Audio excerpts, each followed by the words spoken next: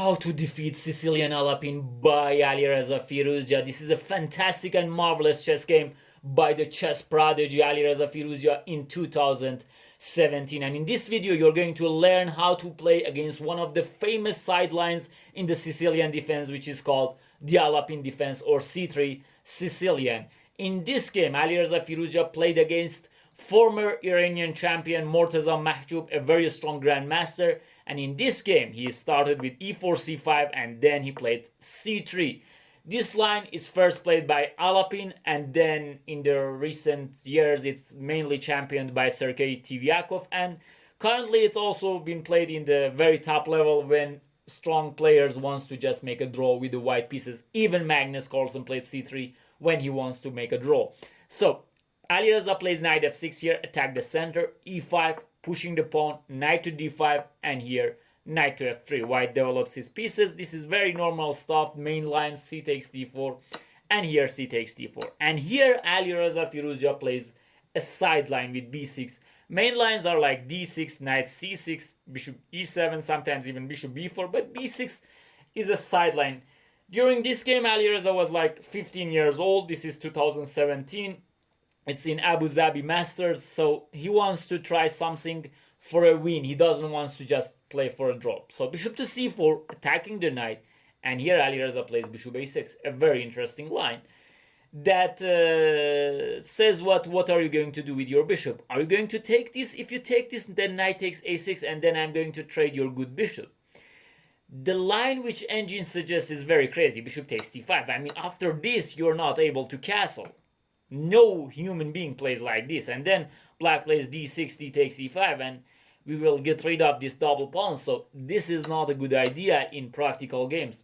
Perhaps bishop takes a6, and then maybe bishop b4 check, an intermezzo move, bishop d2, bishop takes d2, knight takes d2, and knight takes a6, and probably Alireza wanted to play like something like a very equal endgame, but trying to push. Or even after bishop takes a6, knight takes a6 was also a good idea. But b3 played by Morteza Mahjoob, and here queen to c8, pressuring on this bishop once again.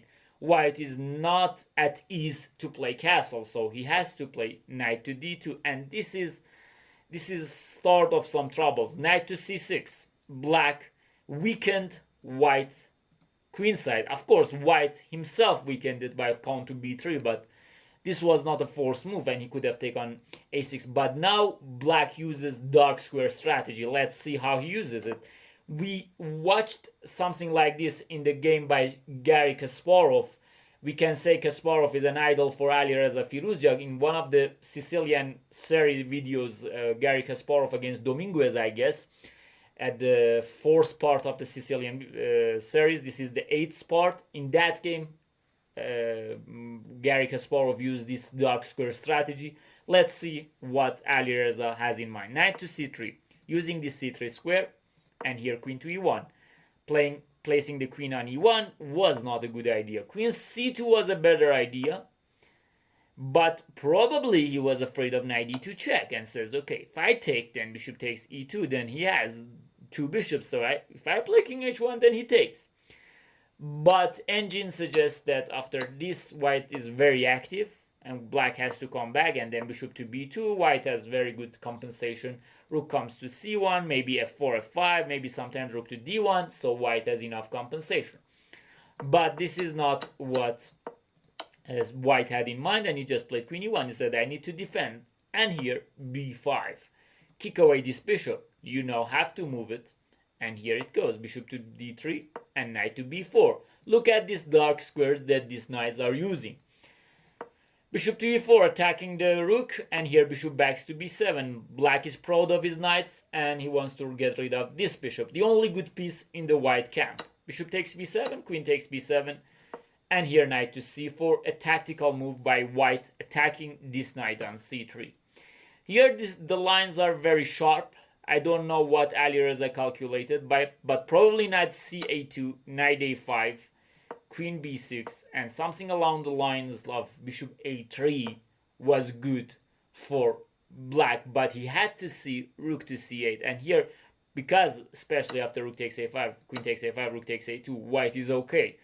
But rook to c8, a very calm move, and after that maybe knight comes back to c3, and black has a very good position, maybe even a winning position. But Alireza decided to come back knight to d5, an understandable decision. He says, okay, go away from here, and he goes to a3. I don't know why not e3. e3 was a better square. Maybe by a3 he wants to prevent something landing on c2, which is very, very, very important actually, because maybe knight takes e3. He said, okay, here knight c2, and this is going to be trouble. But this is something that engine says white is okay with. This knight g5, d5, knight takes f7, and this ends in a draw, which I don't know how, but after e4, engine says it ends in a draw. So you can see it's very difficult for white to play. So knight d5 by Alireza was a completely understandable decision and forces white, in practical terms, because knight d3 is a very hard move to see, forces white to play knight a3, and after that,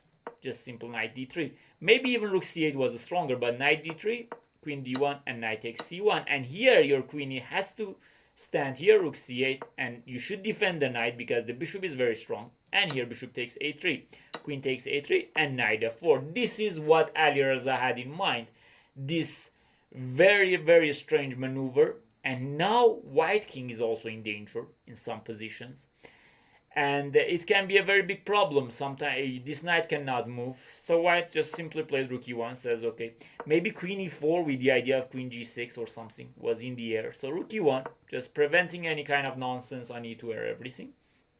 b4, and now it's becoming hard for white because he cannot go to b2 because of knight d3. So this knight is a very strong piece. Queen to a5. Here maybe castle or maybe rook c3 was stronger, but Alireza tries to catch the queen by some means. By rook c6, he says, okay, at later stage I might have rook a6 in some points. a4 was a miss, probably rook e d1, but still black was very better. Do not pay attention to engine in this position. Black is very, very better, and it's very hard for white to play. Rook c1 doesn't exist because of rook takes c1. And then knight d2 check. And what do you do? Your queen is almost doesn't have any squares. The engine says, okay, put your rook here, put your knight here to not be checkmated on g2, and then, okay, something. But here, white plays a4. Maybe queen b5 was in the idea, but Alireza restricting this queen once again. I guess I think it shows his talent here, rook b6. Of course, there are other moves like castle, queen b5, queen a8 by engine. It says it's okay, but rook b6 is a very, very strong move. Especially there is no queen c5 because of knight d3, so white should be very careful. Rook to e3, he doesn't know what to do. d5 by engine? Okay, who can find d5 in this position? My position is bad and I'm going to sacrifice a pawn for nothing. So why should I do that? So he just plays rook e3 and now castle. And now this queen is trapped. This queen is trapped actually. Rook c1 and knight back to d5. And it's very hard to be able to survive this queen. Especially now the rook is hanging, and after here, knight to c3. What are you going to do with your queen? Now rook here is coming. Rook c8 is coming. In the game he plays queen c5, but then rook c6. And after queen c7, then knight d2 check, a very small fork. And after this, black is completely winning. Alireza shows his technique here. h6, just luft for a king. And then queen d3 wants to take on b3. Takes. And here it's a very simple win because this pawn is going to be queen. This knight still cannot move. And this is a losing position. So a fantastic game by Alireza Firouzja. Remember this etude by Alireza to play b6 here. It's a very strong idea actually. In some positions after knight c3 you can play bishop to b7, but against bishop c4, which is usually the main move, you can play bishop a6. Especially in some lines also. I guess against c takes d4 we also have bishop c4. And I'm wondering if b6 works here. Maybe not, because black now is not able to play like this, because here queen takes d4 exists. Yeah, this is not interesting. So against this you might have to play this to accept this gambit and play this line, which you can play for win, of course, like after queen b6. I'm not sure, maybe knight c3 white has compensation, but this is one of the lines. This is one of the lines. Or you can play something like main lines by d6. you can transpose back to main lines with this variation. But against this specific move order, b6 and bishop c4, bishop a6 is a very strong idea. And if he takes, you can just simply take back. And if castle, then you can play bishop b7. Be aware, not play d6 because queen a4 check is coming. So bishop e7. Like, imagine a bad move like knight c3. It's not very bad also, but knight a to c7. Just imagine some moves happen. And I prefer black. Why? I will tell you right now. Like, for example, rook c1. And maybe even here. I don't know. Here and d6. Yes, then d6. And then this bishop is not a good piece. You don't, black has better pawn structure. This knight might land on d5, and it's, in practical terms, it's very hard for white to play. It's a very small edge for black, but in practical terms, it's very hard for white to play. Especially it avoids any kind of simplification and drawish positions. So I hope you learned something by this video, and this video was interesting for you. If this is the case, please write your thoughts. Are you going to play this variation in your games when you play Sicilian defense? Because our love is Sicilian defense, and we are going to continue creating videos on Sicilian opening, Sicilian defense, and how to refute so many lines, especially sidelines. I hope you enjoyed it. Enjoy chess and life.